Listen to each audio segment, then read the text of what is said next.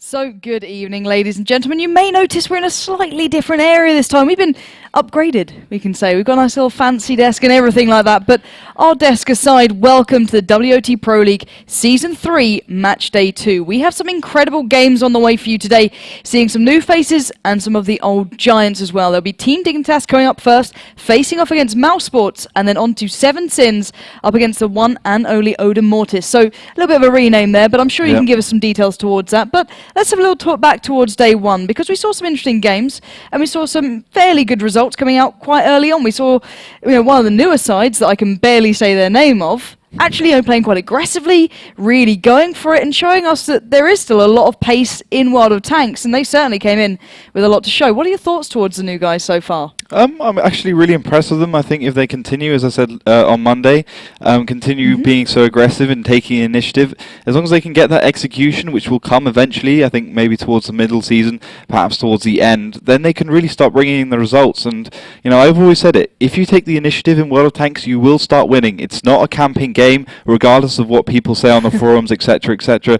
The teams that are most aggressive, your WoT Pros, your Team Dignitas, they're the ones who are always at the top, and there's a reason for that. So I think they're on the right path, and I'm really looking forward to seeing how it's going to continue. Yeah, indeed. So hopefully our producer, when he does get a sec, can drop us into my screen so you can see what's going on so far here, because it is early days, bear in mind. Obviously, only up to match day 2 currently, but you can already see that Denova Gaming, Evil Panda Squad, Mortis, WoT Pro all picked up the victories there. So it's not surprising to see that. They're the teams you'd certainly expect to be getting them in the bag. But then you look towards the bottom, it's not looking good for Team Dignitas. Already one loss behind them there. So certainly not picking up the season as they'd hoped to go on, I can imagine. They need to improve a hell of a lot if they want to get back up to the echelons they were previously sitting on. And I've got to ask you the question, do you know who actually was able to topple them in that first play day? It was Mortis. So our second game today will be the victors against Team Dignitas, and this actually, we'll talk about it a little bit later, but this is their second victory in a row against Team Dignitas. Wow. So very impressive stuff from them. But yeah, it's obviously the first match day's over, so we can't really make any predictions from this point onwards. In terms of what we'll be seeing first, Mousesports versus Team Dignitas, just based on their previous performance on Monday, then Mousesports, who have won 3 out of 4 engagement, if you don't count any DreamHack results, they've got a good chance against them, that's for sure. But we're going to have to see how that one rolls out. It will be our first match, and obviously we've got a few more rules in the bag, so that could help. It could help the teams that go for the late game, the third and fourth matches, as opposed to just winning the first 2 or 3 and just cruising through the last one. Yeah, and with that in mind, why don't you kind of highlight what the rule changes are, because we're seeing a lot more maps now, and some people got a little bit confused before, because this is a new season.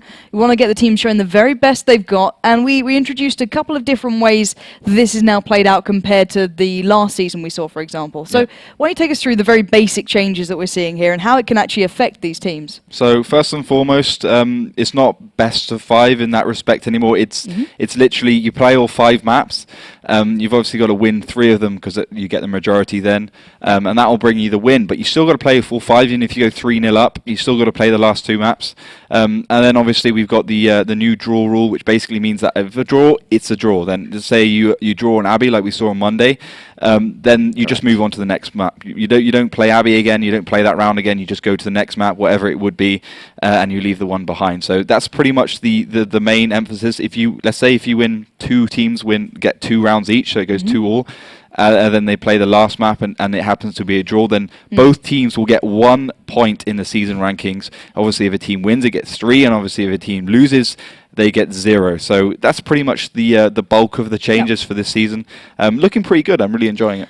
Well, the games so far have certainly proven why we wanted this kind of change towards it. We're seeing a lot of newer teams going extremely aggressive, challenging a lot of the more established teams, and it's making a really good show of what World of Tanks can provide. And it's not giving us those kind of boring draw after draw after draw. It's kind of like, oh, we actually really need this map now. We've got to make the push. We've got to be aggressive here. We can't just play for the, we'll take it on the next time around. We made an initial mistake. No, it all happens in that one map. Simple as that. And this is what we like to see. Hopefully there'll be another rule set posted up on the WoTProLeague.com website, so you guys can just read through it if you need to. Otherwise, get yourself comfortable watching maybe the VODs from yesterday back, also available on the WoTProLeague.com website. But you may also notice we are missing a certain someone in the studio today. We are.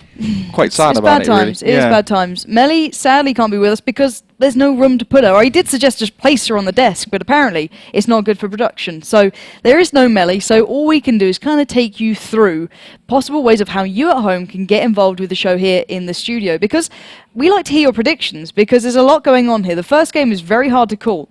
So before we get into too much detail there, we will be going through how you can get involved. You can see it below in that lovely little graphic there, and that's as simple as it is. There'll be a poll up there on Facebook. You can also tweet towards the account and you get your predictions involved, and I'm sure there'll be some giveaways and some prizes involved there for any of you who actually get it right. So there's nothing stopping you from going on there, dropping a comment and just getting involved. It's well worth it. And also, I do have a little gift as well. If someone gets, some good pictures made of, let's say, the newer teams, for example, or anything relating to the WoT Pro League, I might be able to give away this nice little card, right?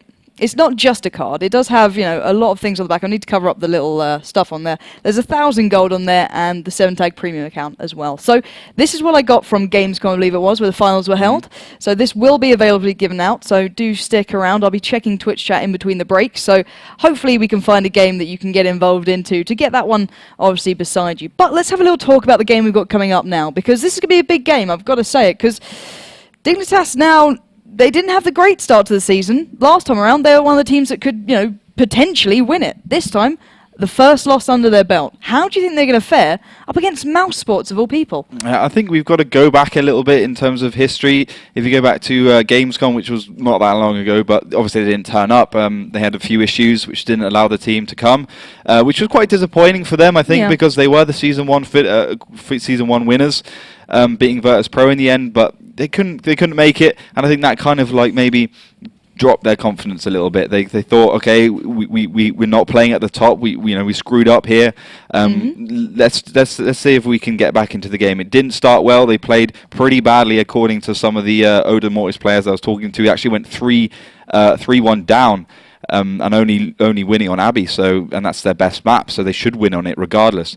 But Mousesports, even better than Oda Mortis in many respects. They've had a couple of changes here and there to their lineup. We've obviously we've seen some of their players from Evil Panda Squad went to Mousesports, and vice versa. So there's a little bit of change, and we're going to see how that one plays out. Obviously, changing in teams does affect their lineups, does affect the results quite a lot. Let's hope they've been training. We've had 2 weeks break between season 2 and now season 3. I'm expecting extremely tight. I reckon this one will go 3-2, or there might be a draw and it might go to 2-2. Yeah, I'm not sure where I want to put my money on this. Dignitas shaky, obviously, from the offset here. So not sure what to make of this one. These two very close score-wise, but Mousesports clearly having the better start to the season in some respects. Yep. So it's going to be hard, but now Dignitas need to start building up, and they're a team that certainly can build up. Once they get that confidence, they're formidable, but they need to start building that. They need the kind of foundations there to build from. So hopefully we get to see something, starting to look towards that today. But let's drop you into tank picking, because I believe they are almost ready to really get into this, but we're only seeing the T1 pick so far. So yeah, 2 T1s, as you said, from both teams. Tank picking has just started, so double AMX 5100 coming from Dignitas. We're not expecting anything too unusual, but having said that, this is being played on 8.8. This is a live server, folks, so these teams will be playing on 100% the same client as you are. So obviously the T69 having its -50 penetration to the M348 ammo could affect the lineups quite a lot. Although we're seeing the first pick of the T69 coming out from Dignitas, they're not dropping that one for anything. So double IS3 apart from those AMX 5100 coming. Then we've got an IS3 and a T69, as I said, from Dignitas, and then the double AMX 5100 coming from Mousesports. I think teams are going to start thinking about, okay, what's the point of taking the T69? The only reason why the teams take it is because it has got that difference in reload compared to the French tanks. 25 seconds to, let's say, 40 seconds for the AMX 3090, just below 40 seconds, and obviously 48 seconds depending on your crew for the AMX 5100. Last pick from Dignitas, IS3. Last pick from Mousesports, IS3 as well. So from the side of Dignitas, double AMX 5100, double IS3, T69, double T1. Mousesports switching it up a little bit. They've gone for the, I believe, triple AMX 5100, no, double AMX 5100, triple IS3, double T1. So they're going for the 3 Russian tier 8 heavy tank lineup instead of that T69. That will give them plenty of armor, plenty of HP to play around with, a little bit more forgiving. Now let's keep in mind the map here. It will be Himmelsdorf. Who do you think that one favours a little bit more? I think this is definitely I think this is really even, to be honest. I think these two teams are not particularly good on any city maps, full stop. I think they're more your steps and your Prokhorovkas, to be honest. I think really even, both teams equally capable of taking this one. I'm going to have to go for Mousesports because I think the triple IS3 is a really good counter to that low penetration now on the T69. It will have a really hard time of penetrating that tank now from the front, from the side. The only real place will be the rear. So I think in terms of tank lineups, definitely Mousesports. Well, it's going to be hard to get you. Well, that's it. I don't know where I want to put my money on this one.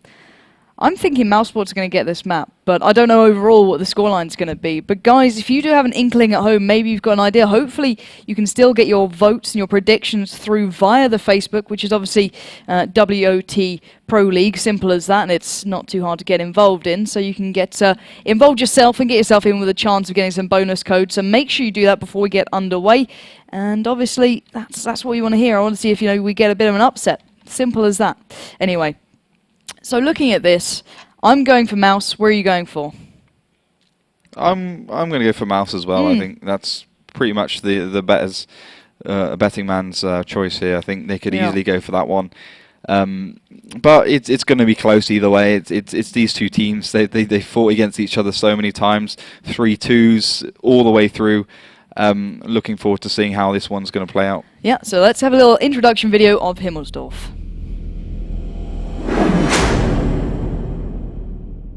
Himmelsdorf is the city maps of city maps. It's a small one, being 600 by 600 meters. There are 3 routes of attack: the hill, the banana and the train side. The middle area is relatively easy to push, however can end up in disaster as you can be flanked from every side. The road, often called banana, allows for direct head-on assaults but requires a lot of resources. Both the railroad area and the road next to it are good routes of attack, being very open and straight. However, for those very same reasons, you can be easily caught out and taken down. The map features many densely housed areas, which provides good places for engagements and routes of attack. Teams must be aware of the various routes their opponents can take through the map, as well as the hull-down positions enemies can take throughout the entire map. The trick with Himmelsdorf is to catch an enemy tank unsupported by his teammates and then use that advantage to collapse on the entire enemy team. So welcome into the very first map. It will be Himmelsdorf in the north. It's going to be Dignitas facing off against, Mouse in the north, facing off against the south of Team Dignitas. And what are we seeing so far from these two? So Team Dignitas playing it a little bit unusually. They got Positive going up the hill in that 5100 release, protecting the bottom. Povels kind of set back a little bit from the banana road. Garat's in the middle with that IS3 to his left, Arclit, and then Shanish finding that T69 towards the left. Stalker over in that T1 as well, protecting the train side. And on the side of Mousesports, they're also playing pretty defensively at this point. Obviously, it's Himmelsdorf, so you wouldn't expect anything different. Nia Bazorni, Carmen, and Elian all protecting that 2-3 line, while we've got the T1 over towards the banana, making sure he gets spots out there. Snip playing that T1. Christopher in the middle gets a spot out onto Arclit. A couple of shots being exchanged, no damage though.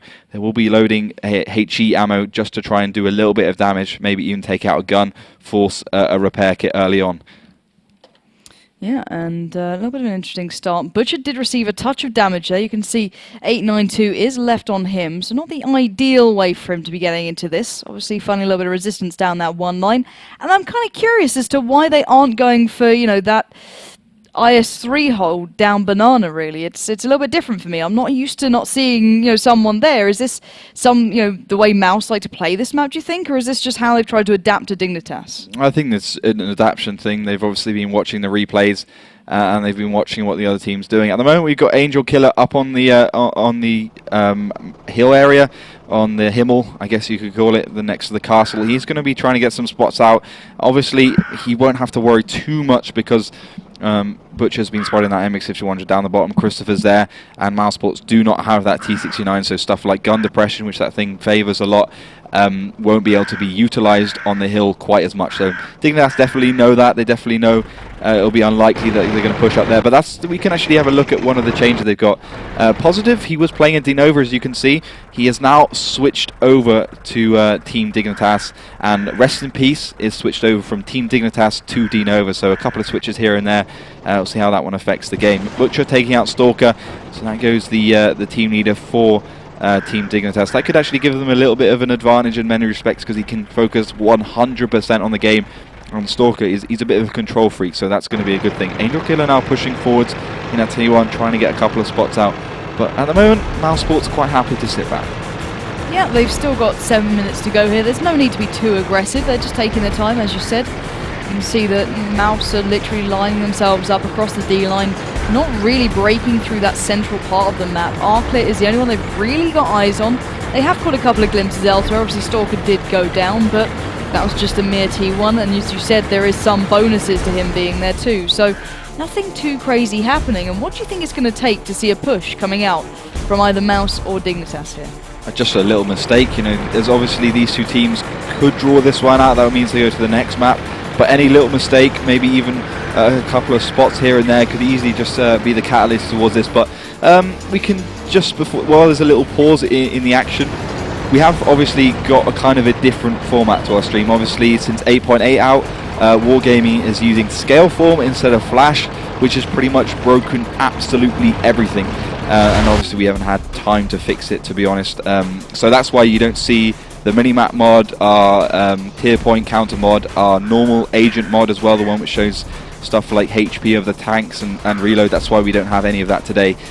We are going to try and get that updated for you as quickly as possible, but just for today you get to see the raw product that is World of Tanks, which I think is a nice refreshing change as well, as much as the hard work of everyone's put some hours into making the mods is good. But some spots coming out again. Christopher being spotted in the IS3, Garat there, he's a very experienced player, originally from the Red Rush, I believe it was, back in the day. One of my teammates, he was pretty good in the heavy tank, especially the T32. But Povel's also taken some damage. He's down to 554% HP. If we can switch quickly over to the side of Dignitas, there we go. So at the moment, both teams lost a bit of HP, but we're seeing a push.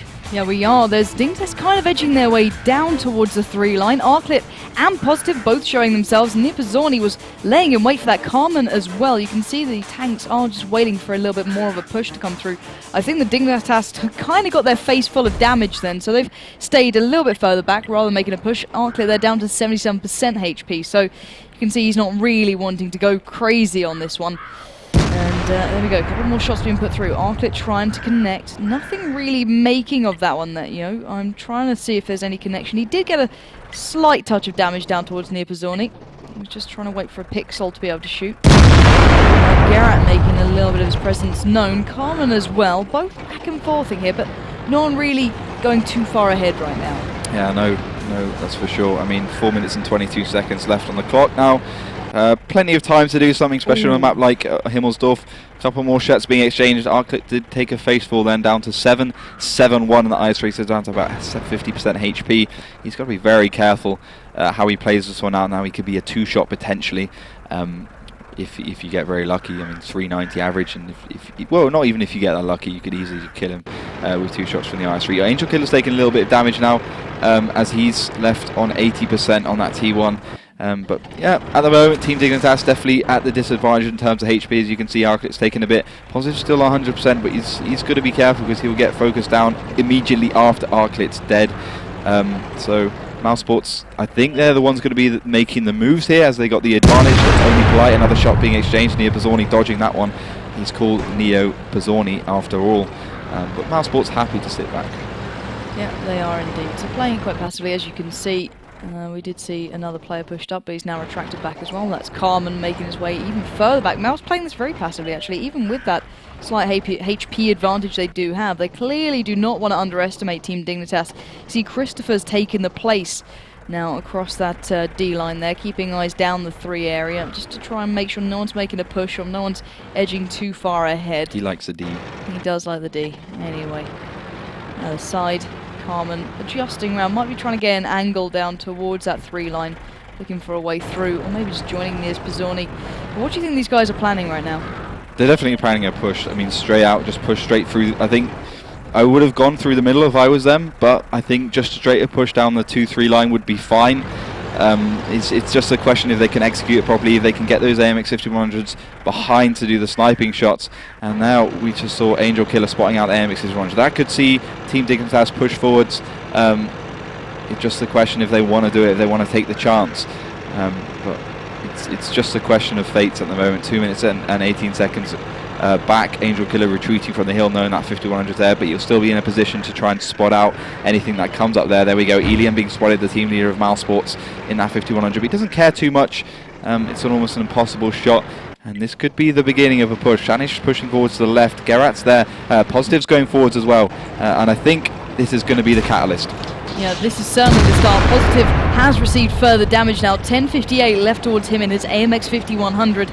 Ponville trying to challenge Butcher, who's in a little bit of trouble. Let's see if we can spin over to him. He's lost eyes on one, but the connections are coming in towards Positive again. Nice shots from Butcher there, knocking him down to only 50 HP. This should be his kill right now, and he's got it, but now he is surrounded by Ponville and Shanish coming in. Quickly avenged his teammates. Niers Pizzorni and everyone else in those IS-3s, the linebackers of Mousesports, need to now take down Dignitas. Damage flying in, 3-4-6 onto Ponville. Return shots coming back, but great connection that time. Carmen now down to 575. They need to lock him down, but they're not connecting the shells right now, and this could mean trouble. Niers Pizzorni 763, Carmen 575. They're not sitting too pretty, and the cap is now underway in favour to Mousesports. They're trying to work this one out, trying to ease off Dignitas, trying to get them to focus back towards their flag, but it's certainly not happening. Christopher has managed to take down Pavel, though, bringing it back slightly into the favour of Mousesports. Niers, though, has to back away, 501. Further shells coming in. Luckily, that one did not connect perfectly, but look at Gerrat really ploughing ahead in that IS-3, going to apply even more pressure. These guys are outnumbered and outgunned right now. Nice exchange there, but Niers Pizzorni now down to 53 HP. Dignitas actually have this situation fairly in hand right now. Colin has to push forward, try and keep Gerrat away. The shell does not connect, and now Gerrat desperately trying to find a way through to take Niers Pizzorni down. He received one shell, going to go back for more. He's got a bit of a line there. He's got possibly a chance to get this one off.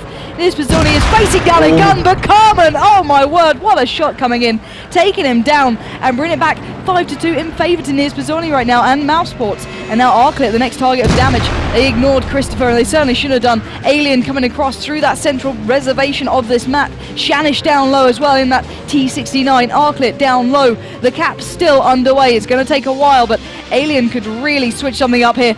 And, well, we've had a draw. We've had a win. We've had a win, yes. Ignore the draw. It was indeed a win. Yeah. Tier points. We haven't got the tier point mod, so it doesn't make it a little messing bit with me. harder. But yeah, we've got We'll two tier 8 points, and 16 points for the side of Dignitas, and 32 points. Yeah, 33 points even for Mousesports. So yeah, they win by quite some margin. So yeah.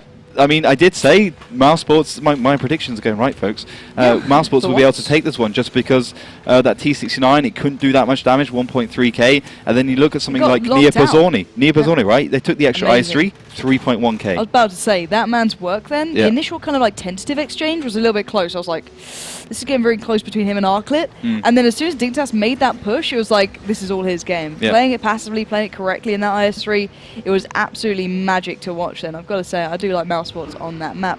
But we're going to wait for the next map, obviously, to come up. But bear in mind, this is not going to be just a best of 3. We're playing all of the maps out here. Yeah. Well, all 5 maps. All 5 maps, yeah. There you go. So basically, you get to see them every time. And it's still in the same essence that if you get 3, you still win. But you have to play them all out, and draws only just count as a draw. Then you don't repeat, you just go straight through to the next map. Simple as that. And the next map will be Ensk, another city map, a little bit of a hybrid. You've got obviously that green area, but it's rarely used, I feel. I always see it as more of just another city map. It's all about the little execution and how they really focus it down. Who's going to come out the better on this one? I think Team Dignitas is certainly the stronger team. I've never been a fan of Mousesports on Ensk. I remember, I think it was DreamHack where they used 2 grills on this one actually against Team Dignitas and just got absolutely crushed. So I think definitely Team Dignitas can come away with this one. Shouldn't be too much of a problem, but when they just that execution they did then was really poor. Positive was just in the wrong position. All their tanks were just in the wrong position, and that was even when Elian was late for the party in that 5100. So they pretty much went 4 against 5 then. So on city maps where that kind of thing really matters, I think Team Dignitas are going to struggle, though they shouldn't, and that's where Mousesports can come in. Yeah, Mousesports clearly are ready for this one. They've been doing their homework, and can you imagine if Team Dignitas already go 2 losses down only into Playday 2 and going into Playday 3? That's going to be incredible. Anyway, they are going to get the tank picking underway, so let's drop you into that so you can see what's going on here. What do you think we're going to see? Anything crazy, or are we going to see a normal lineup? Because Mouse obviously getting the first map under their belt, I don't think they want to throw this away with crazy tank picks. No, they're definitely not going to throw anything away. If they can control anything, these teams can control anything, it will be their tank picks. So double T1 from both teams to start off with, that's standard stuff. Double IS3 from the side of Mousesports, double 5100 from the side of Team Dignitas, and that will be mirrored by Mousesports again. So they got 2 IS3s, 2 5100s Mousesports at the moment. Team Dignitas with the double AMX 5100 here. So I think both teams are going to ignore the T69, although this was the map where we saw the T69 started to be played on. This is like the original one. Just because it can protect that 9 line, the green zone so well. It's got so much agility around the maps like that, especially when you're driving on tarmac. It can go over to the green side, protect it. It's got plenty of damage, good reload. It's pretty much perfect for Ensk. But now with the changes, it's certainly going to be hard, and it didn't work out at all for Shanish in the last battle. He's going to be thinking, what is he going to provide to his team, because he's always a T69 player. And now it's slightly less viable. How is that going to affect their team lineup? How is that going to affect their player selections throughout? So just on the side of Team Dignitas, they are obviously discussing probably the same thing as we are. They're actually going to go for the T69 here, so definitely favouring it, still thinking it's going to be a good choice on this map. IS3 and T69 is their pick, so double AMX 5100, double IS3 and a T69 for them to start off with. Just waiting on the last pick from Mousesports, I believe. They could actually go for a T69, although I think Christopher has always been quite questionable in that T69. No, they will go for the 5100. So the only difference between this and Himmelsdorf is they're going for 2 IS3s and 3 5100s, which is pretty much standard on Ensk these days. Evil Panoscore definitely a pioneer of that as well. A last pick from Team Dignitas will also be the 5100. So for the side of Dignitas, 3 5100s, 1 IS3, a T69, a double T1. Mousesports something a little bit normaler, if that's a word. Triple MX 5100, double IS3, double T1. Now we've kind of discussed who you think this map might favour, but why? Why do you think this map, as within its base aspect, should favour Dignitas? It's just the way they play. I think it's much more. It's that T69. I think Shanish is a fantastic player.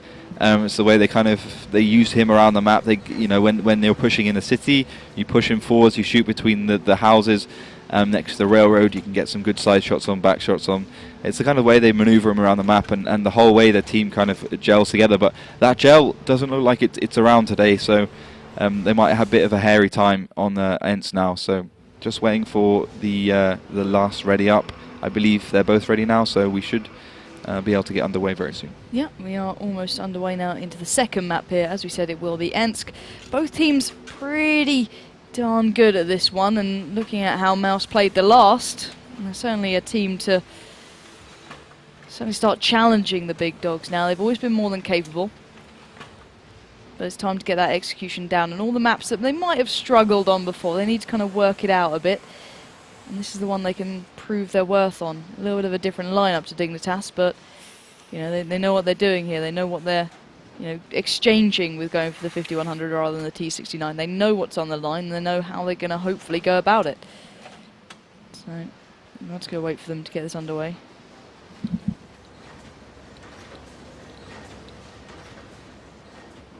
So once they are both ready, we will have a nice video actually explaining what we can typically see on Ensk. And it's always good to see the kind of slight variations that teams come out with, because obviously the typical stance to going into maps isn't the way they always want to go about it. We've seen a lot of cheesy strats on this map as well, mostly from maybe the NA regions and things like that. I see a lot of cheese strats from those guys. Keeps it exciting, don't get me wrong, but as you said, it can only be used once, and then it's pretty much out of your kind of bag of tricks.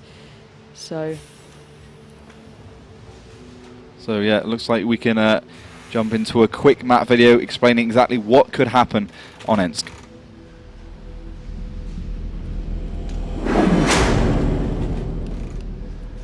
Ensk is a simple map on the face of it, but requires the most skillful team play to play properly. Being such a small map at 600 by 600 meters, the areas of attack are confined to through the city, through the railroads, or through the green zone. The fearsome city side, often famed for its fierce firefights, the railroads and green zone areas are hard to play as they have many death alleys. The railroads provide little cover but good sniping locations. Tanks can shoot over and navigate through the trains to ambush and weaken the opposition. When playing Ensk, always keep in mind that teams may try and rush for the cap and not go for the city brawl. Also, take tanks that can both deal a lot of damage and react quickly to situations.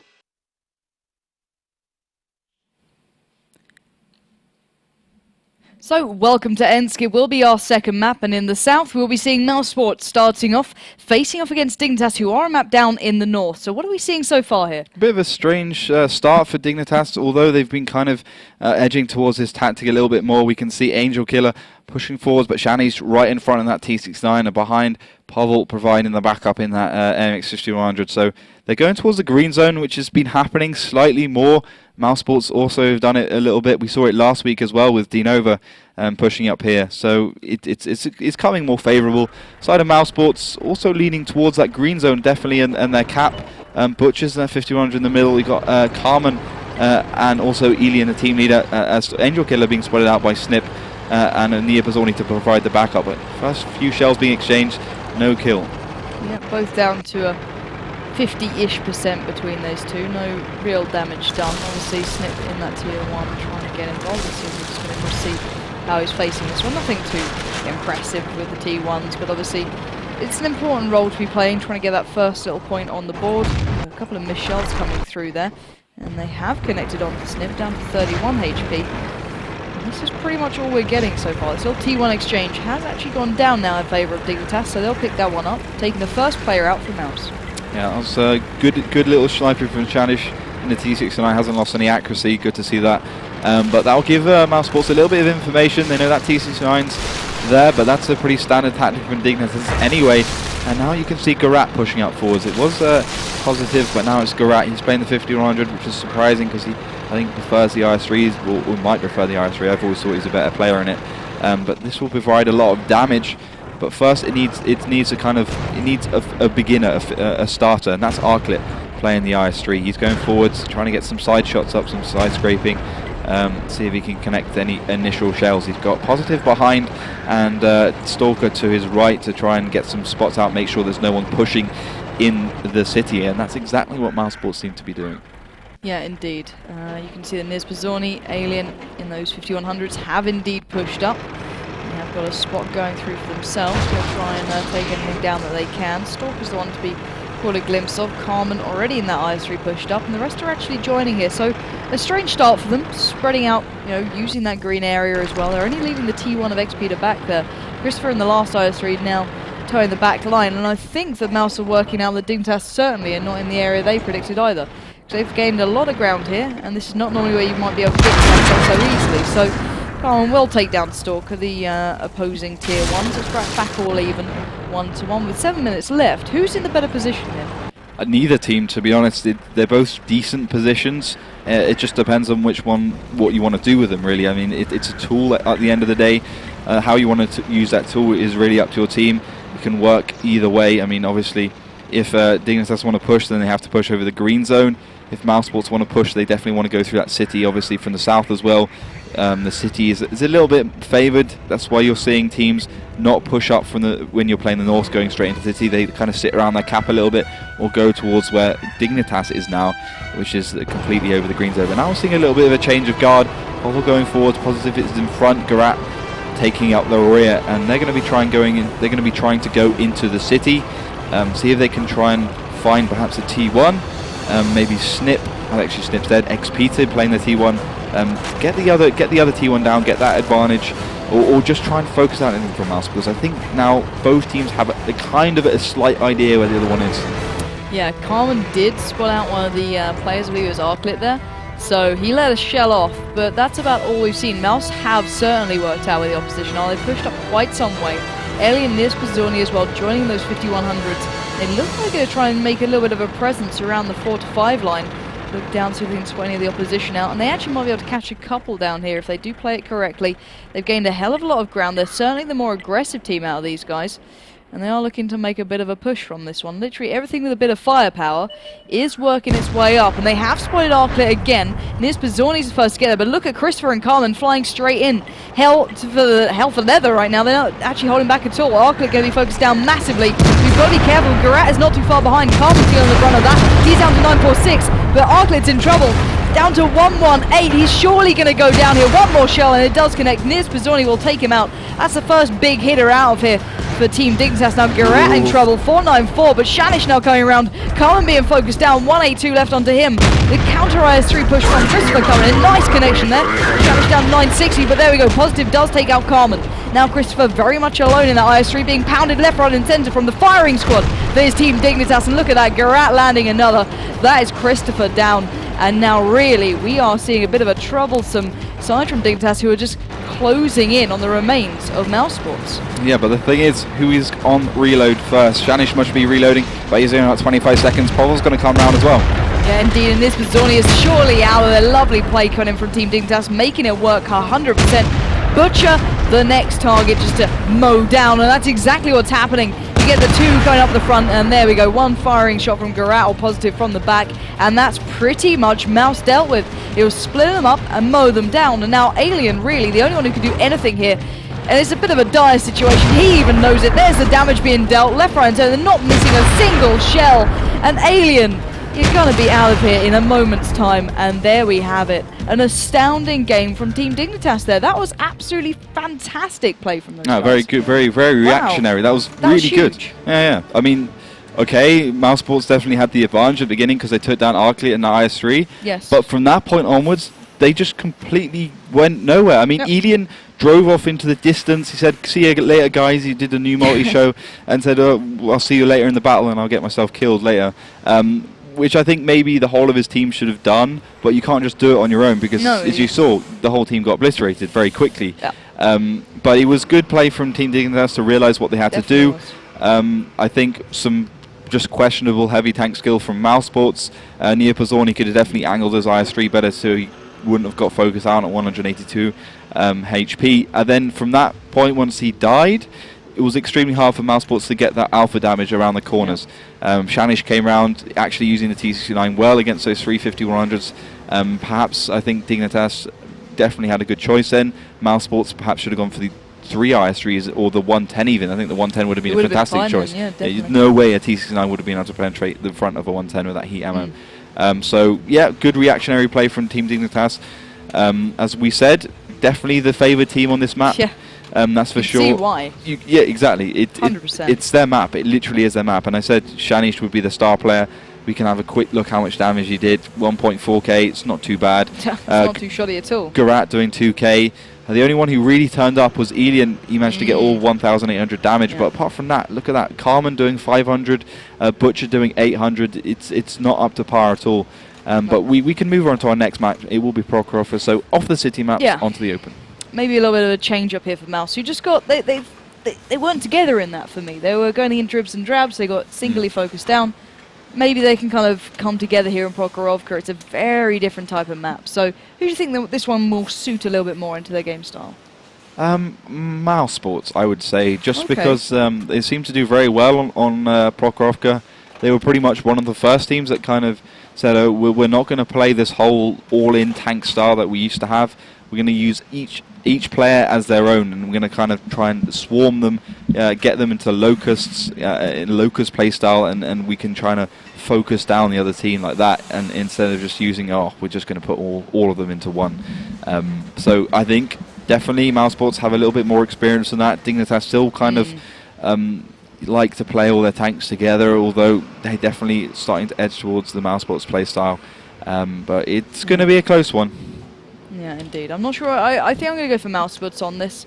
As long as they don't do the whole just challenging, 1v1 and not being able to get the reply back, I want to see them using the team play that they had on Himmelsdorf, because they did it properly. They had the correct targets. They focused down the right guys. So I'm wanting to see a little bit more of that. But I think they are starting to get the tank picks underway. So what do you think we're going to see here? Well, it's Prokhorovka. The only interesting thing will be obviously after 8.8, how many T69s are we going to see? Are we going to see more MX3090s? Don't think the 51 is just going to come in. But let's start us off with double T1 from both teams, double T69 from Dignitas, and double MX51 from the side of Mousesports. So at the moment, I think we can be pretty confident in the fact that these teams are still going to take your T69s on Prokhorovka, just because you're not really struggling to penetrate other T69s, although you're definitely going to bounce more, especially on the turret. But you're certainly not going to bounce any more on stuff like your AMX3090s. They've got like 60, 70 armor anyway, and you've got 250 on that heat armor as it is. So double MX3090 coming from Dignitas, double T69 coming from Mousesports. So mirror lineup at the moment. I think they're both going to go for either the triple MX3090, double T69, double T1, or the extra MX3090, and Dignitas is going for the extra MX3090, as is Mousesports. So for both teams, triple MX3090, double T69, double T1. Right, so put your money on it, 'cause it's all even at the moment. Who's going to break away here? It's an interesting question. Thank you. I think Mousesports will, but it's one of those maps really where, regardless of your previous results, you can win and lose on it. It's so open. It's such a canvas. It's constantly changing in terms of the meta game. We used to, obviously, with artillery, have a lot quicker games. Now it's a little bit slower, a little more polarized towards the left and the right side, the kind of tree road and the village area. Also, that hill's coming into effect a little bit more. But you know, last time these two met, I believe Dignitas actually took it. So in terms of previous results, as I said, will be quite useless. They have that advantage, but Mousesports definitely strong on this map. Can certainly take this one if they wanted to. Both teams do look like they're readying up now, so hopefully we can jump into game pretty quickly. But my mind's on Mousesports. Who are you going for? I want to say Mousesports again. I like the way they played that first map, and I want to see more of that style of focus and that team cohesion. We didn't see much of it before, but hopefully there's going to be a video lined up to show you exactly how you might be able to see Prokhorovka being played.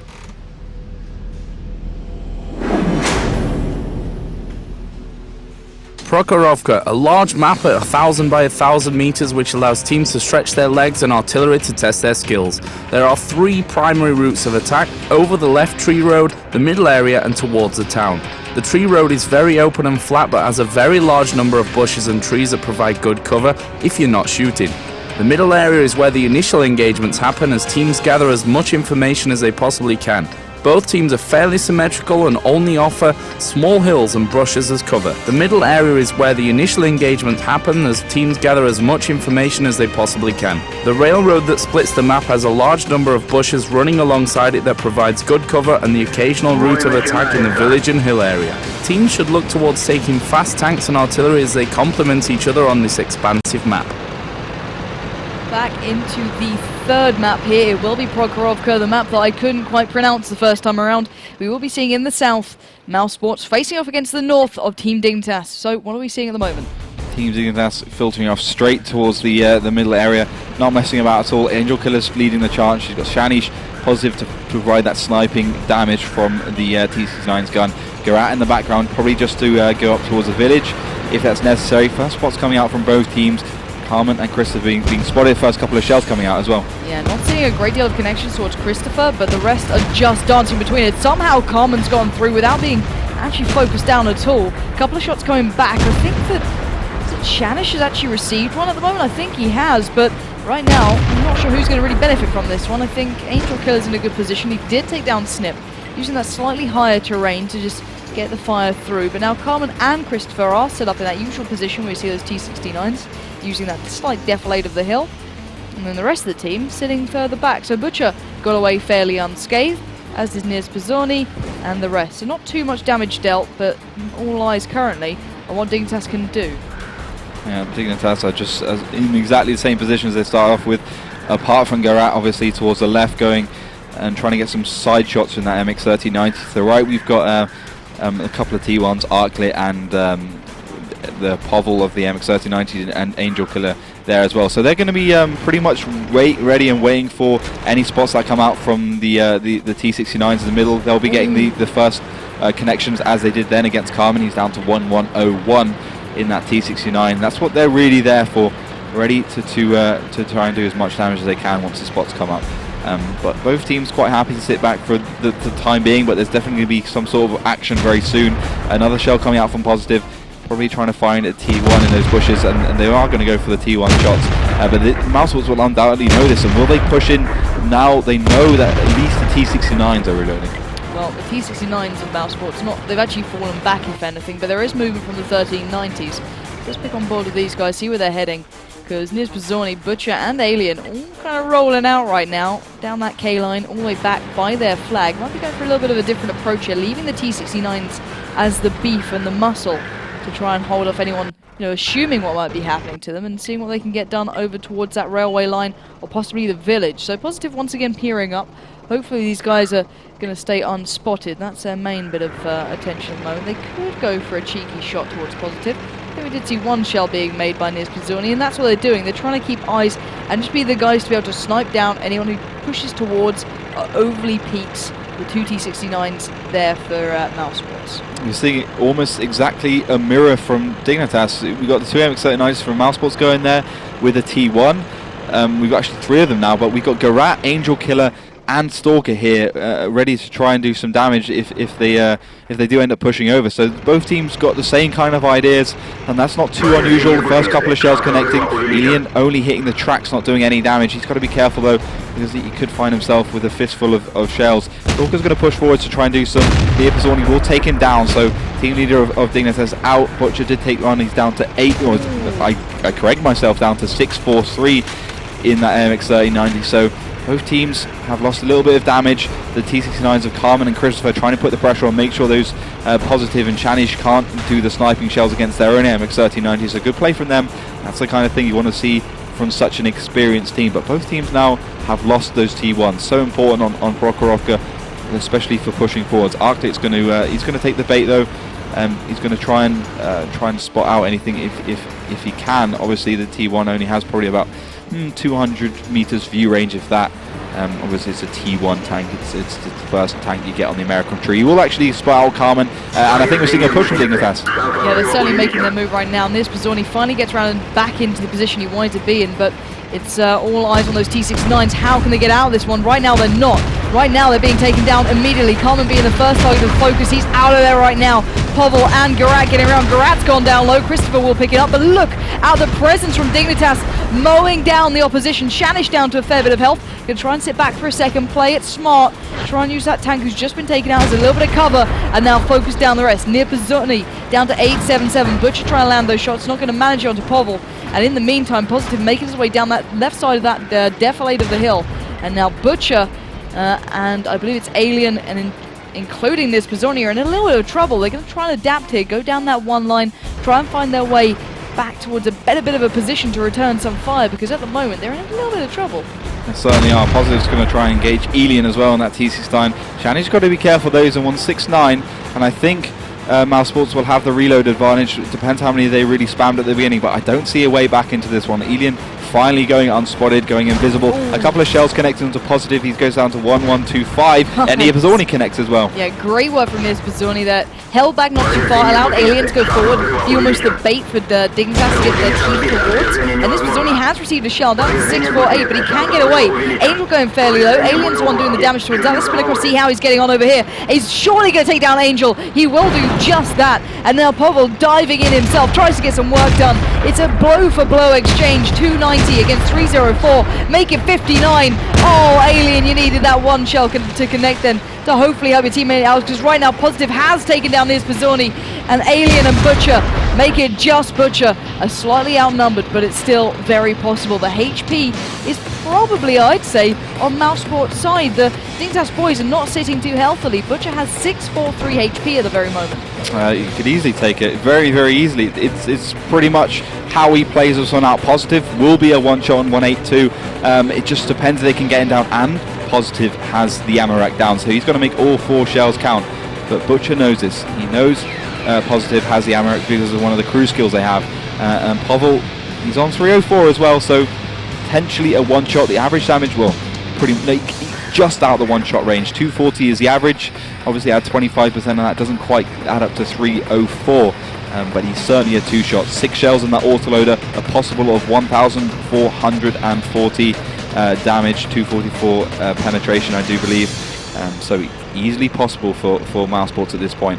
But it's all on to Butcher, because right now they definitely don't have the tier point advantage. 16 for the side of Dignitas and 8 for the side of Mousesports. So at the moment, Dignitas have the win in the bag in many respects. But 2 minutes and 44 seconds across. Can Team Dignitas find themselves a good enough camping position, a good enough hiding position, so they can both support each other, but also try and avoid as much damage as possible?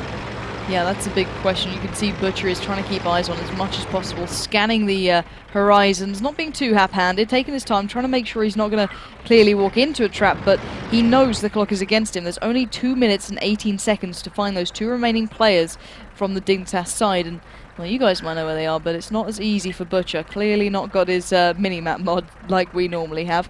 But he's going to try and find a way through here. He could actually go for the opposing side's flag point, quite possibly, and try and push it that way. Do you think that's a viable option? It's a viable option, and certainly possible. But all it would take is one of the AMX 3090s to spot out. The T69 goes into the middle, and then he gets the sniping shots off, stopping any kind of cap that goes on. And it wouldn't take that long for a positive to take down Butcher, because the time between shots is good enough, and the accuracy is good enough to do the long range sniping. But 1 minute and 30 seconds now. Butcher has no idea where Dignitas is, which is kind of weird, because the first place I would think is, well, you're on Prokhorovka, where it has the most cover. It's the village area, and that's maybe just my guess. Obviously, their team in the adrenaline and everything is not quite thinking as clearly as we are in this air-conditioned studio. But you know, they could definitely take a lesson, maybe think in terms of how much cover there is on a map, and then just go for there. Yeah, Butcher seems a little bit worse for wear. He's not too sure on where the rest of them are, and it's going to annoy him now. He knows that as well. It's going to be working against him. 50 seconds remain.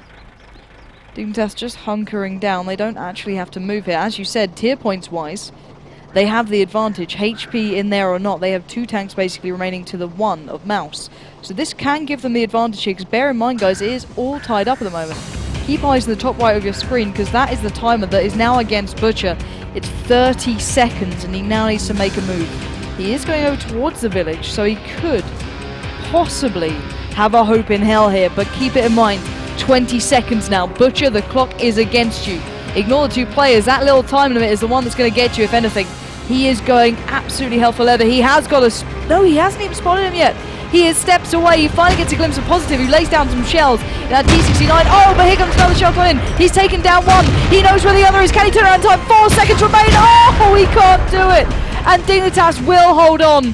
And they will get the advantage. Oh, my word. That went down to the absolute wire. That was so unbelievable. Ow. That was like... He had 95 HP left, so it's like 2 seconds between the shots is all it is. And they would have got the win, but that's insane. Insanely close. And I think Mousesports will be kind of kicking themselves a little bit, because they missed so many shells across the middle. They let the T69s die, which is fair enough, because the AMX 3090s were there behind to back them up. But they just didn't hit the shells. They were rushing things, and Positive played the T69 superbly, really doing wonders for his new team. But I just think Mousesports, they had that one in the bag in many respects, but kind of threw it away. But it was back and forth the whole way through the map. It was pretty even, and well, it's as close as it gets. 95 HP left on the last tank. It doesn't get much closer. No, indeed. And Mouse is surely going to be feeling the pressure from that one, really, because it's so upsetting to have it just within arm's reach, and then it being ripped away at the last viable second. So, guys, when the VODs are out of this, go back and watch that timer in sync with how much he had left to do there, because it was literally a second's worth of judgment that could have possibly had them that one. So make sure you go onto the WoTProLeague.com website and check that one out again, because that was insane. But we do obviously have a 4th map coming up. We're playing it all the way through. Right now, Dignitas have 2 points essentially, and Mouse have 1. So at the moment, it's still possible for Mousesports to bring this one back. Certainly is. They can go all the way through and try and challenge as best they can. But it's not going to be easy, because we are going on to Abbey. Now, I'm not sure about Abbey. Who does this one suit a little bit better?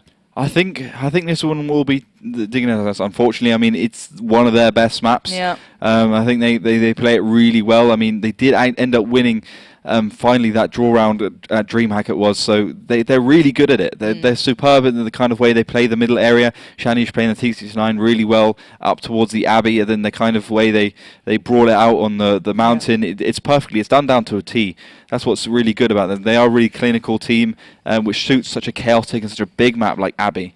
But I think we can jump onto tank picking as it's just begun. We got double T1 from the side of Mousesports to start us off with. Will teams actually start leaning towards the 5100? It has been a popular map pick on Abbey. Yeah, it's a decent pick for sure. Will the teams really want it instead of the T69? I'm not sure. But next pick will be the double T1 as well from Dignitas. But now we get into the meat of things as we start looking towards those tier 8 tanks. Obviously 42 points. You can only take 5 of them. If you're going to take all 5 tier 8s, then you've got to take the 2 T1s as well. That's why we have the 2 T1s. But don't be mistaken, they are so important for the teams, as we've seen so many times before, putting the pressure on Dignitas in the first map on Himmelsdorf.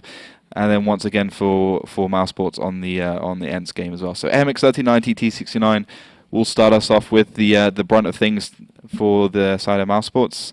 Nothing unusual so far. Obviously, the last 2 picks will be where we see any unusual things. Maybe the WZ132 will come out. Obviously, the new T-34-3, 390. Dashes? So many dashes. 390 average damage on that. I think it's a Ziz gun actually. Do correct me if I'm wrong. AMX3090 T69 as well, coming from Team Dignitas, so mirrored so far. But I'm looking towards that 5100. Maybe one Chinese tank's going to come into it. T69 5100, as I said, would be a good pick, and that's exactly what Mousesports has done for their second to last pick here. Maybe going to be mirrored by Team Dignitas, but Mousesports, I believe, starting from north, which is really quite unusual because usually the 5100 is more suited towards that southern location. But my money's on Dignitas. Who are you going to go for? I've seen Dignitas on this map before, and I find it very hard to deny them. Generally, I'll back Mouse because I like the way they play. I think they've got a lot of potential in the way they execute things. But looking at this, Dignitas, they're on form now. They had a shaky start, but they picked it back up. Then again, the last map was so close, it was a second's worth. It wasn't a clear-cut win. It's very hard to call, but I'd say Dignitas on this map just by the previous ways I've seen them play it. Yeah, that could be a good call there. But there we go, mirrored by Dignitas, 5100 T69. So that's pretty much the first time we've seen in 2 or 3 seasons. I think maybe even Season 1 we saw it once. But at least in Season 2 we haven't seen it where both teams have taken a 5100, not that I can recall anyway. Last pick from Mousesports will be the AMX3090. And I think we're going to see the same from Team Dignitas. But this could be the one where they pick something unusual. The 5100 is quite unusual, but not too bad. Okay, fine, they're going to pick something normal.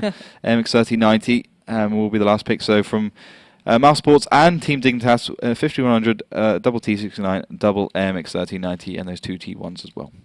Yeah, nice selection all around. Not too much variation there.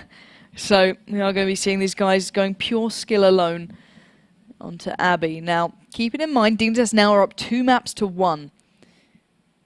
It's a hard task.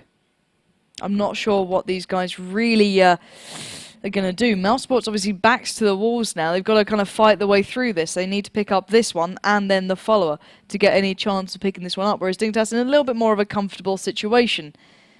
They can possibly lose a map and then come back anyway. They've got a little bit of a buffer zone, which could, it could work for them. But then again, I hate it when teams do that. I feel as though they lose the momentum, which isn't the best thing in the world for them. I feel as though they need to keep it going, one after the other. If they lose a map, so be it, but it has to be hard fought. I don't want them to treat it like a buffer, and certainly not on Abbey. They've got great execution, and I know that both sides obviously do not want to go for the draw here. There's no way about that. So, guys, if you aren't aware of Abbey, we're going to give you a little bit of a video to give you a hint how it can be played.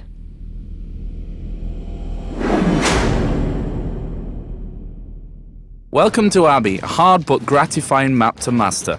Abbey is 1,000 by 1,000 meters and has 3 main routes of attack. The left mountainous area, through the Abbey in the middle, or in the trench to the right.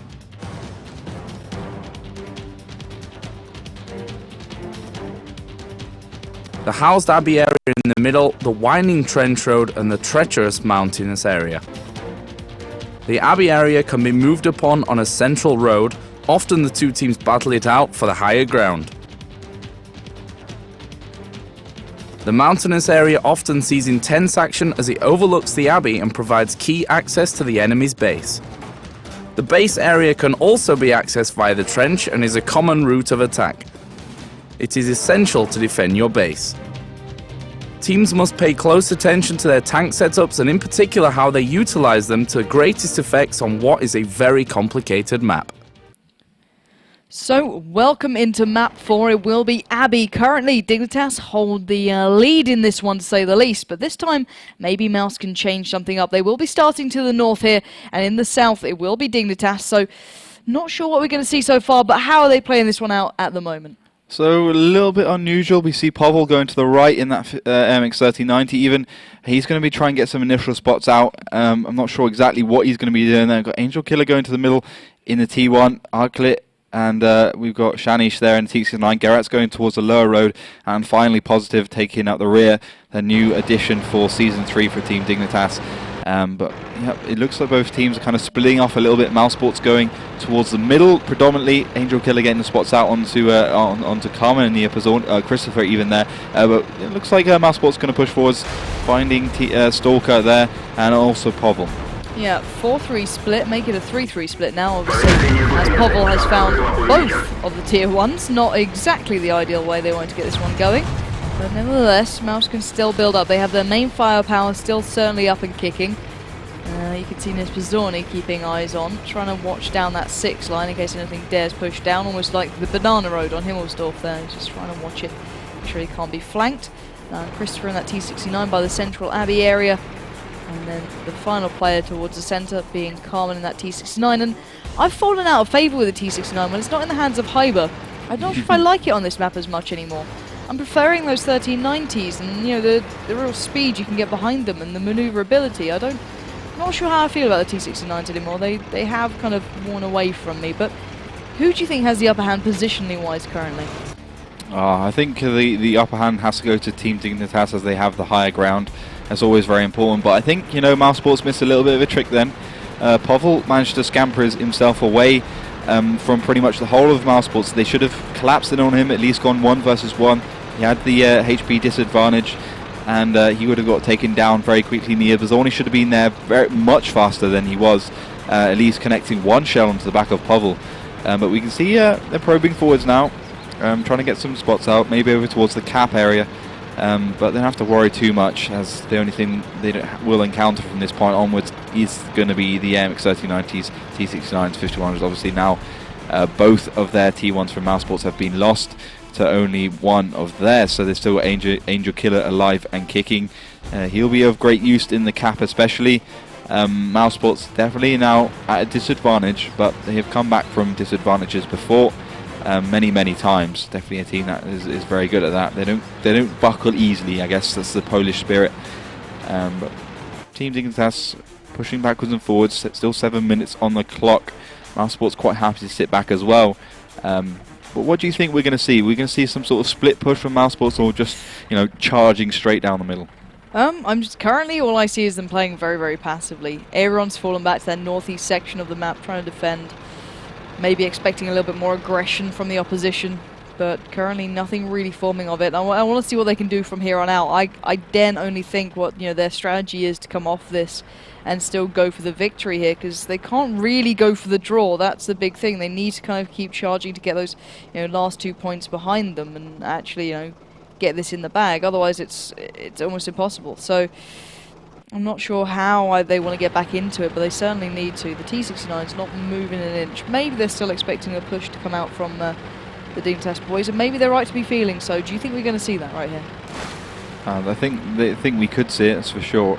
But the thing is, at the end of the day, all Dignitas really have to do is draw this one out, because then they can go to the next map.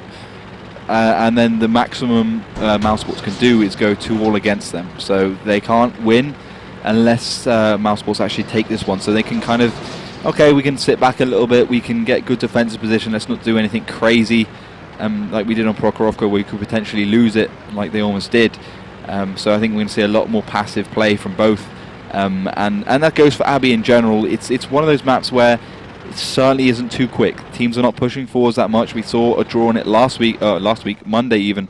I think that was just the way the map is played these days, without artillery. Although the teams weren't favouring artillery as it was on Abbey. So now 5 minutes and 10 seconds left for Mousesports to do anything. As I said, the maximum they can win everything and lose not that much if they draw it. So they can go for the win or they go for the draw. So the 1 point or the 3 points potentially if they end up winning the 5th map as well.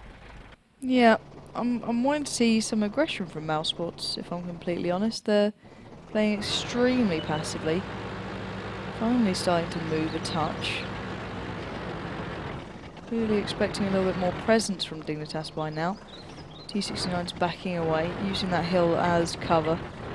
A slight defilade there, that ridge to use just to peer over with their turrets. But yeah, this is very slow for Mousesports. They're not a side that I usually see sitting in, you know, the deep dark corners of Abbey. They're the team that generally get quite involved, and I'm not sure what they're waiting for here. Why do you think they're playing it this slowly?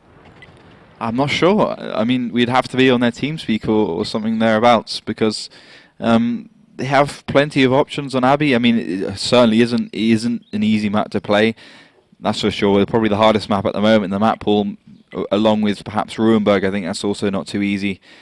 Just depends on your kind of play style, I guess. But Positive is going to be careful there, because Shanish has been spotted once, I believe, by Elian. He's down to 1-1-2-4, so he took a shot probably from the T69. He'll make another one to Christopher.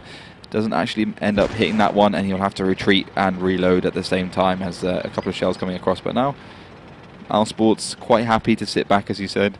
Just wait for the side of Team Dignitas to push forwards, do the first move, which I don't really understand, because they haven't got that much to lose and they've got pretty much everything to win. Yeah, that's my thoughts towards it. I'm not too sure what they're planning here. Yeah, well, Shanish now pushing forwards a little bit. We can see a change of guard from Team Dignitas. Arclet's going down at 5100, so yeah, we're seeing something changing. Garat also following suit. He's going to try and go up towards the middle. Obviously, Povel is still there, but maybe they've got something on their minds. Maybe they're going to go for the Abbey, try and get the sniping shots off. Team Dignitas certainly not a team that is willing to sit back and go for the draw, regardless of the rules, regardless of what they could gain or lose. They always want that win. There's nothing bad about winning at all. He's going to join up with Povel now. Arclet, Positive, and Shanish probably going to join up. They might do a split push here, although Shanish actually shying towards Garat and Povel. No, he's not actually going to go left. Commentator's curse. But yeah, maybe a split push. 2 minutes and 30 seconds. Still plenty of time to do that. Angel Killer's also moving a little bit. But Mousesports also changing things up. Yeah, finally they've decided to use that W key. Christopher and Co, let's just call them, all making their way down that 8 line towards the opposing side's base. I don't know how much ground they're willing to cover here, but they certainly are making their move. Carmen now the head of the charge, looking like he wants to get involved maybe and try and find some of the opposition. They might just be able to do that. So let's see where they decide to go. Oh, bit of a change here, going towards the Abbey now. Not going all the way down the 8 line, they're looking to take it through the central section. Now this could spell trouble, because they are going fairly head on with someone who's not too far away. They have got the spots out. Positive has been spotted.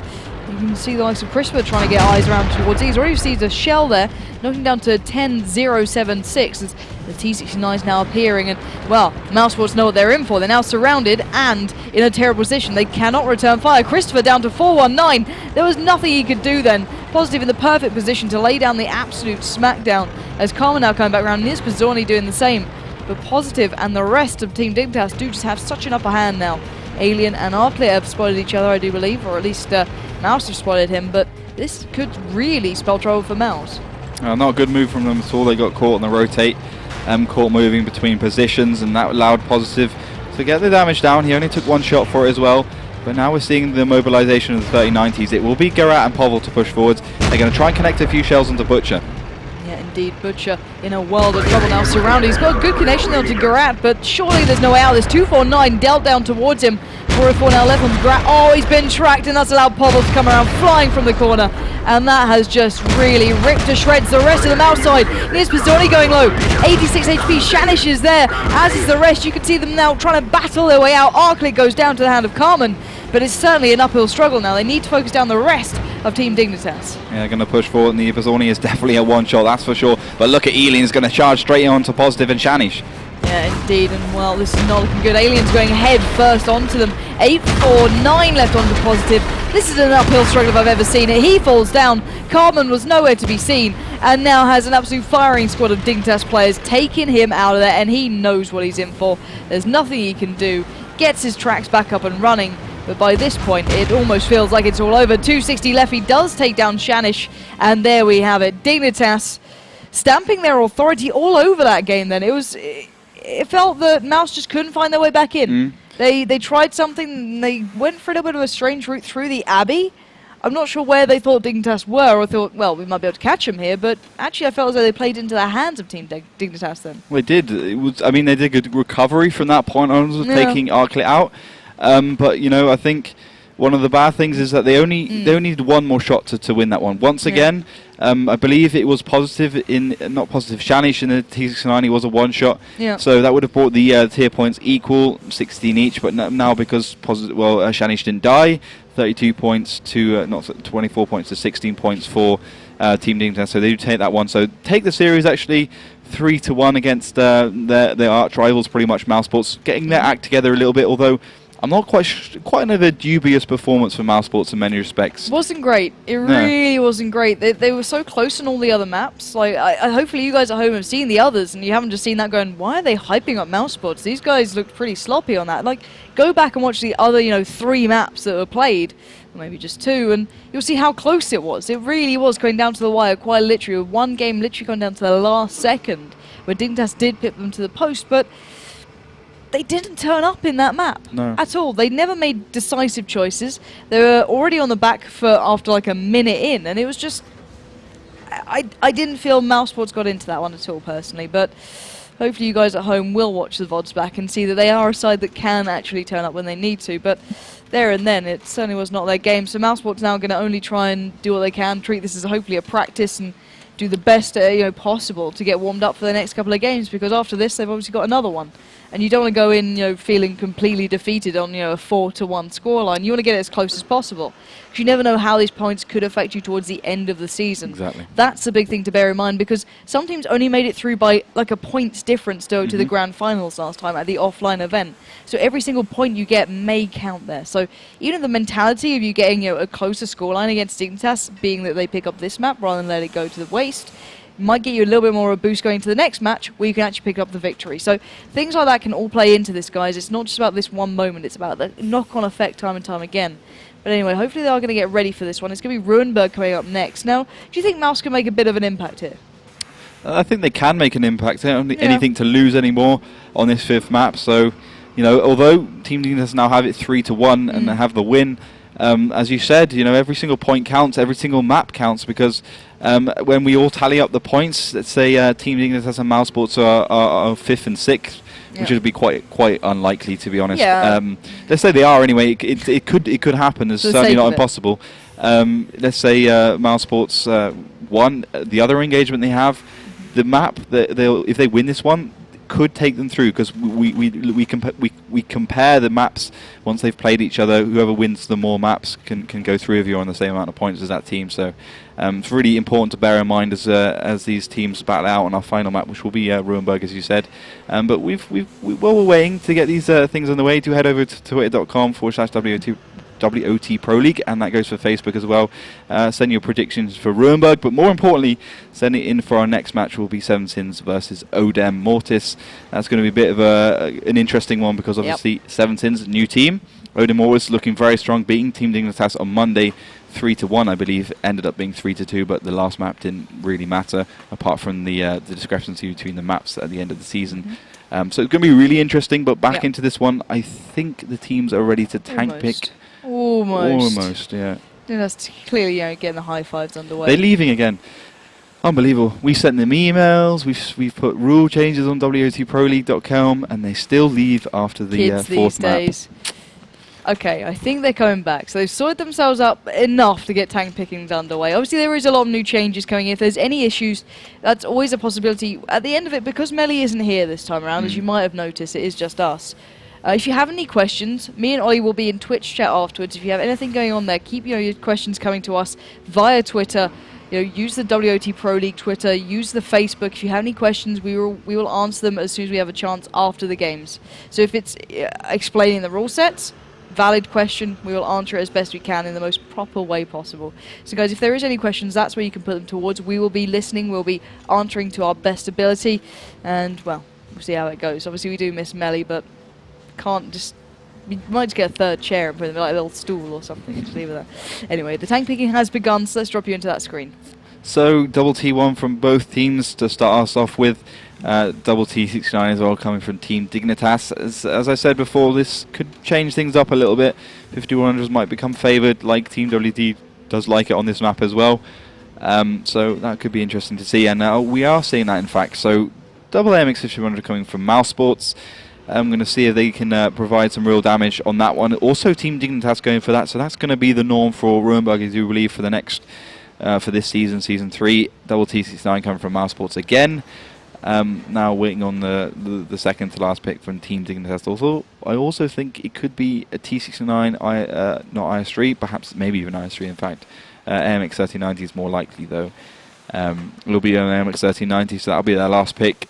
And I believe the same will come for Mousesports. No, they're not going to go for the 39, they're going to go for the T69, so they'll have no tanks to do that initial middle spot, which could be crucial, especially because it gives you so much information across where every single tank is of the opposition in terms of their position. Are they in the city or are they towards the green zone? So it'll be interesting to see, but both teams pretty similar lineup, pretty much the same apart from the AMX 3090. And how much do you think that's going to play into this now? I think it's just that middle spot. I think that's the only thing that AMX 3090 really provides over the T69 at least. But he is much more of a brawler as well. So if there comes some sort of city engagement or village engagement, that can also be pretty hard as well. So yeah, that'll be our last picks. Both teams now readying up, and I think we're pretty much ready to go into this one. So guys, get ready for the last map. It will be Ruinberg.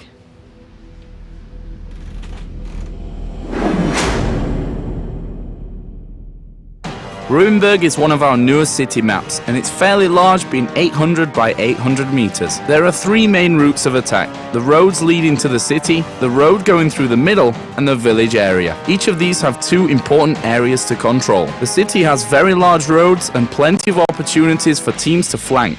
The long roads also provide for good sniping areas as well as corner shooting. Teams often push through the village area, and once controlled, the team can move on to the enemy's base. You should pick heavy tanks with high alpha damage for corner sniping, as well as a faster tank for the middle spot. So, welcome into the final map here. It will be Ruinberg, one of those hard maps to really play out. It's not an easy one at all. And in the south, it will be Mousesports, the team who are out of this now. But for pride's sake, for everything else's sake, they're going to try and battle it through against Team Dignitas, who are starting in the north. So, take us through what we're going to be seeing here. So, Team Dignitas are one of the teams that like that village area, certainly.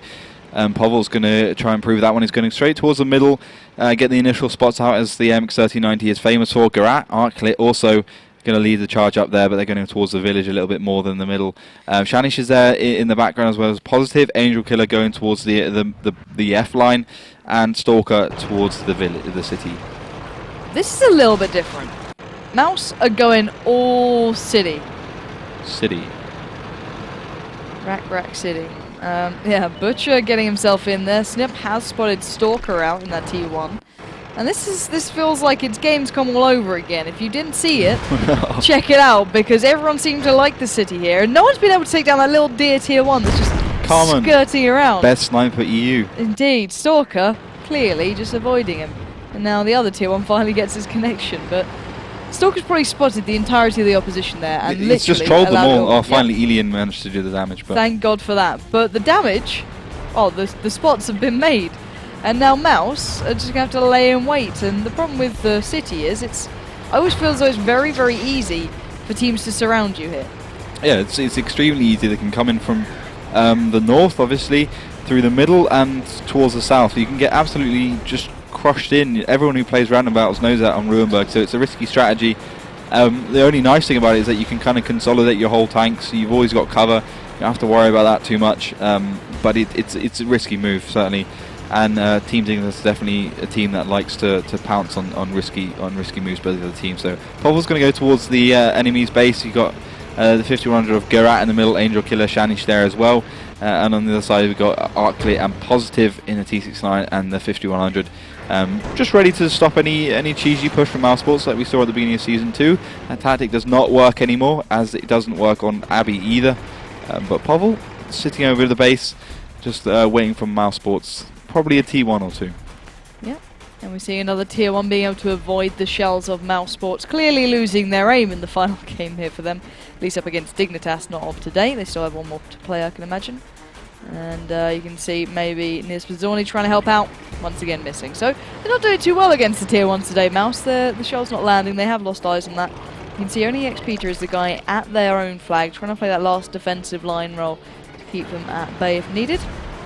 The rest of the side are looking like they want to start edging towards a little bit further up position, and now rather than a Tier 1 to deal with, it's the entirety of the actual side to deal with. You can see Shanish there, you can see Positive now coming back over, and hopefully Mouse can actually start landing those shells. Let's hope to God, because if they don't, they're going to lose this one again, and I think that's always been a problem with Mousesports, because they've got good synergy, their team works well together, they've got good tactics, they've got good brain behind them, but they always seem to lack in their ability just to land those shells. And once again, Elian proving that, not managed to land anything onto Positive, Gerat or Arclit as well. So I've always said it, definitely need to improve their sniping skills, definitely need to think about aiming down a little bit longer and not going for those risky shots which could possibly miss. Just take half a second more and definitely hit it. So Angel Killer now pushing forwards as well towards Mousesports' base, ready to get in there in case they do start capping out. Obviously at the moment they have lost the T1 of Stalker. That could also be a problem for them because they might not be able to stop the opposition's cap, but they have got most of their damaging tanks, the T69 and the double 5100s there, so they don't have to worry too much.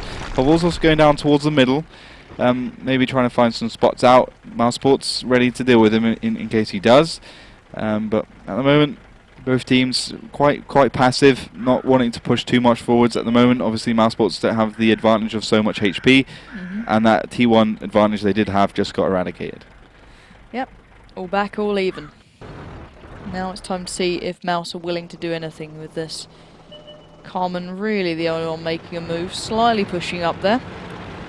He did get a shot from Povel. And I believe the ammo rack has actually been damaged there, so he's in a little bit of trouble, Carmen, down to 1140.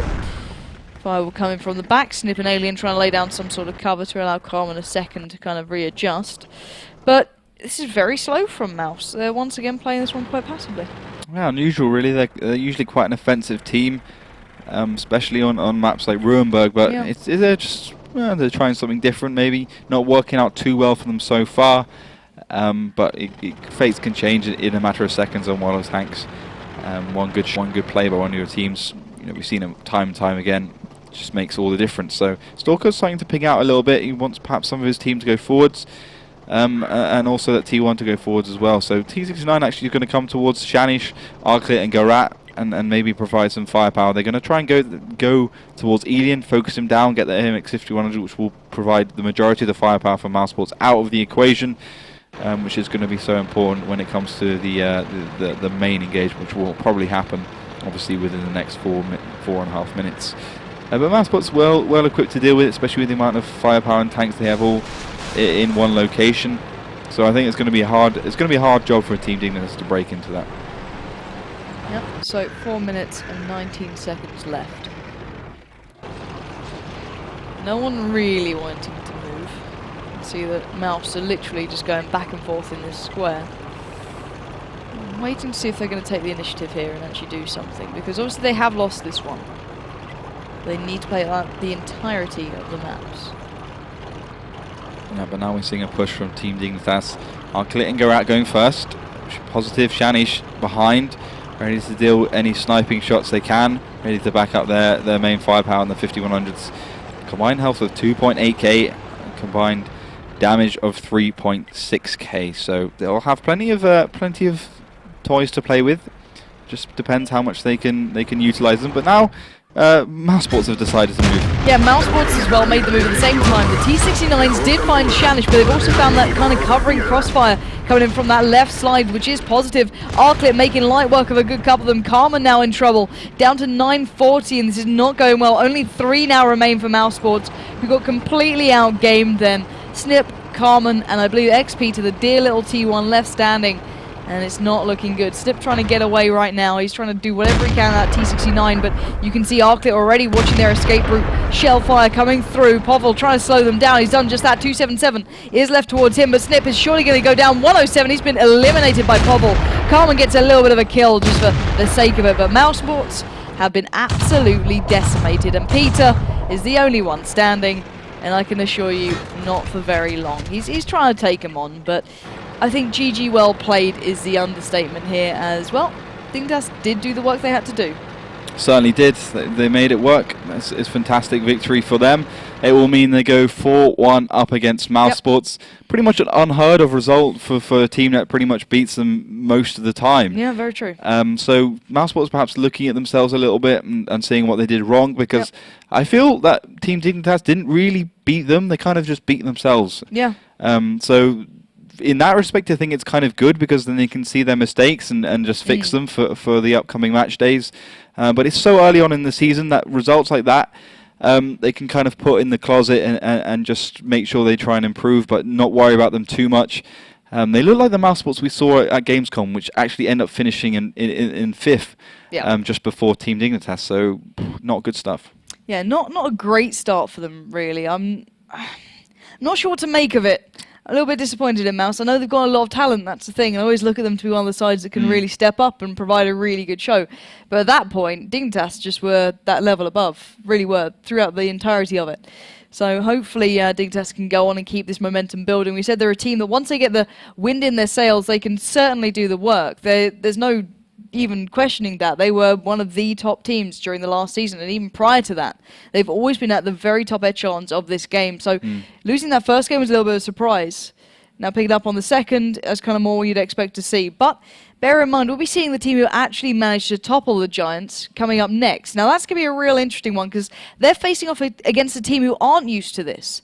They aren't exactly one of the guys that we've seen time and time again. It's one of the new teams coming into this. It will be Seven Sins up against Odin Mortis. So not sure what to make of this one. Seven Sins, new team to my eyes. I haven't seen much of them before. Where do you think this one's going to go? I have no idea. Seven Sins, they've done some good results. Obviously, they came first. They qualified through A series to season 3, coming first there. So they've got some experience behind them. They've got plenty of wins behind them. They've done pretty well in Go 4s in our 7-on-7 Test Cup as well. But they just need to get that consistency down, which most of the new teams seem to lack.